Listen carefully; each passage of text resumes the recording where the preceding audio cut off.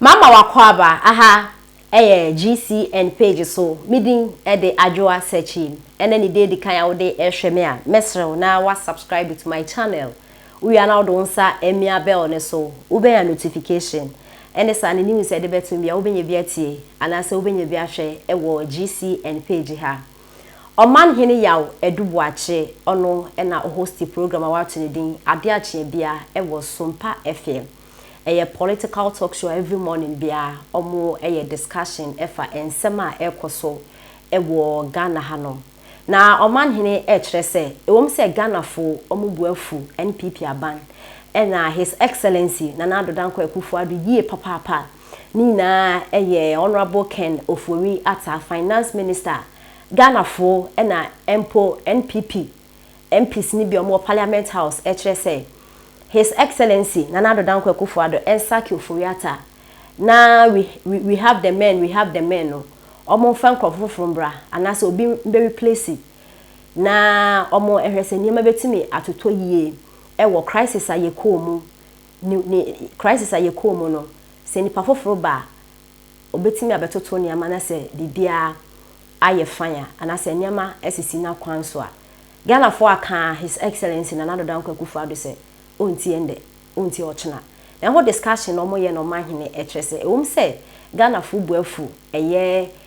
His Excellency Nana Addo Dankwa Akufo-Addo but enye easy se Oman Panin Dada John Dramani Mahama so ebetumi afa 2024 election no easy sa obetumi afa na falasa dabi because Oman Panin Dada John Dramani Mahama wabaye president da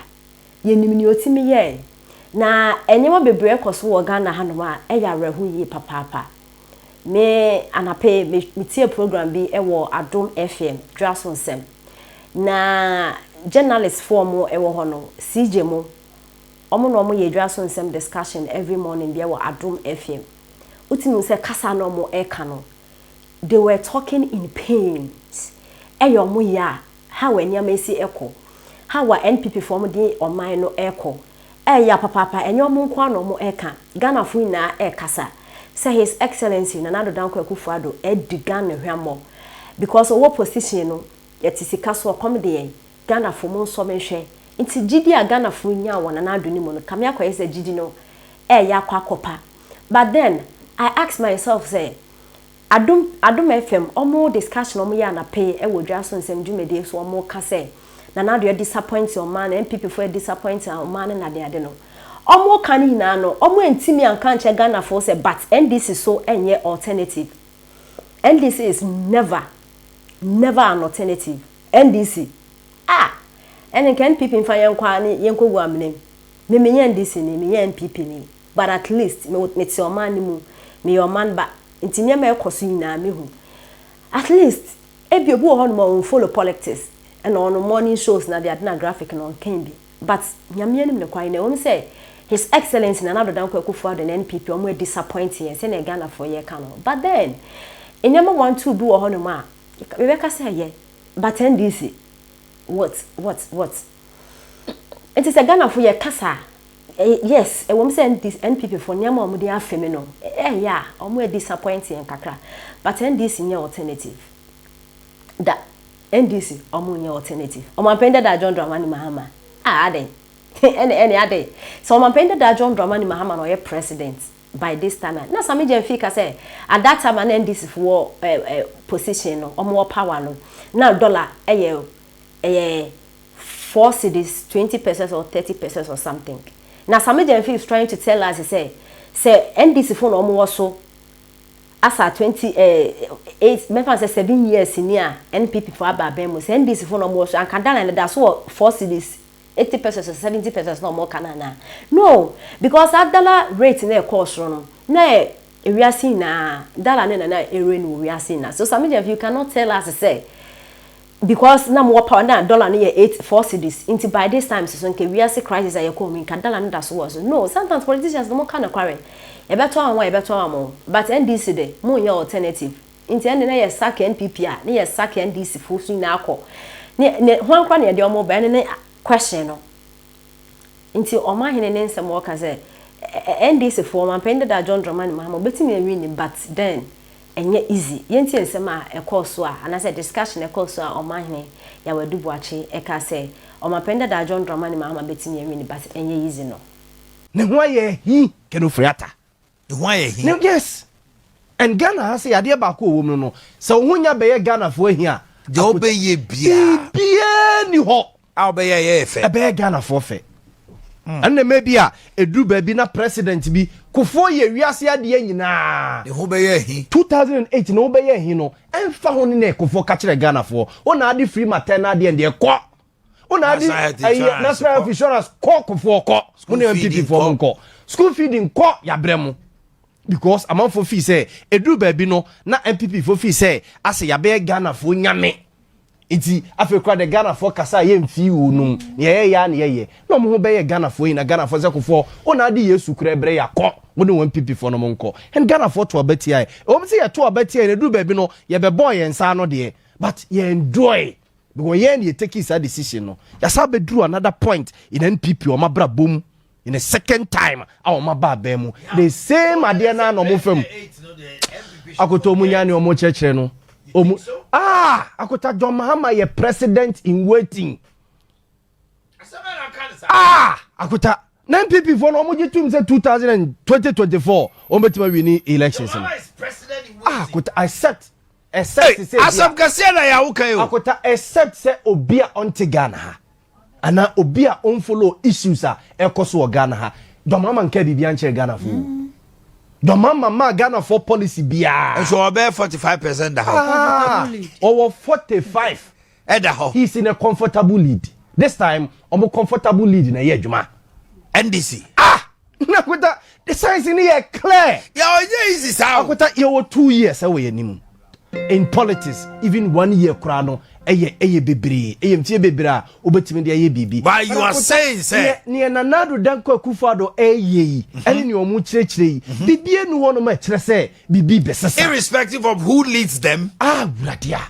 na Kennedy Japan Baumia Alan these three key Kennedy Japan Alan Chiramaten Dr. Alhaji Mahmood Baumia on the campaigning on one achievement so enye nanado danko akufado achievement ahochro de abre Ghana for obeka ho asema kire Ghana for ana there's a mood no bebreba mo say Ghana for a say mo na mo se moye ba Ghana for no ye hu ade na moye no mo na mo se moye wu ba Ghana for no hu Ghana for so see come na ma Ghana for hu ana na o mame friends say 1 cedi o mame 1 cedi say ya jekoto aduane di na o chekere me say gumachi Daddy, you brought some guys into my class. It's not easy. And I'm saying, why is it not easy? Or say, the guy is sharp. Or say, the guys be bad in the class. They are sharp. The manager to say, almost basically, the new guys be bad in the classroom. They are sharp. Yes. And I'm saying, but you can beat them. Or say, yes, I have to study hard. Okay, me. Oh yes, I want say in the class now, but I'm sure them say, I don't know. See, also to me, 90 na guy 95. Be 96. Omo mobile. James say, "Be the battery for big girls be near the don't back class from Kwalabino." On what to say, or cost robot. Maybe omo ne nam no. Akweta utwa 90 awabon. But obi nya 96 nti. Omo en cry. Yes, but obi to a certain people be on a class very good. Omo ye much more sharp. No nchese wabon o. Yes. We otimi twa 90, otimi twa 95, now we twa 100, we twa 99, we twa de and eno no ebia mokotro exam. We benya A with hysterics. Yes. But ye kaboma the sum total no obi benya bi ache. Obi benya bi ache. Munya A. That's it. So hu. Eno so nchese wabon ti ken ofri atade na wo ye no. Ase na dwene ye ne say minima bi before no a me jadwuma ne to ho no me resign. Ye be kase ma bon mentima anye. No.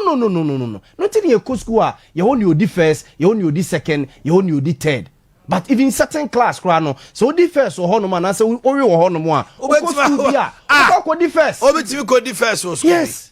eno no nche se wabon enti ase bi before sa su no a ye de adwuma ma ye a me apply e bia sa system we ma apply sa ne ma we emfa enti me de adwuma na to onom sa mo mpani pa fofora ebi ono no eye ebi a match sharper no me handle adwuma no problem e wo ho ne de hi akenufrata oda so tiwi a wutiwi adisu so no odi tentam a ententam IMF ne debt exchange program yi extendia na wo extende it is our plan for frank kan fanye ma ne yi second pa now we got 31st January it akota so will be bibi fufro eye de bo mayi ema IMF ade no se IMF wona so omuto odi no mo hwe ah ma ye say no e ka Ghana de wa bruchiri IMF fuo ya na me bisa se maame na de Ghana so wo ye hu ye mobododo maame na IMF maame ni na adi animu G20 summit ne no pa Chelsea Ghana e kan ye sabrofo gitum e wa bruchiri yes e wa bruchiri ho e gitum a na abruchiri kan de omo de ya che Ghana de no a ya bro bosia o Ghana ha no a eno no kenofrata de animu na ne ukromfo ne nkasa na mo aye bawe because the approach you know is it say the market has lost trust in him akota me say kenofrata resign and na no pay ya yeti say kenofrata resign na hwe even eniema bo beteti aba form na people trust in the market space no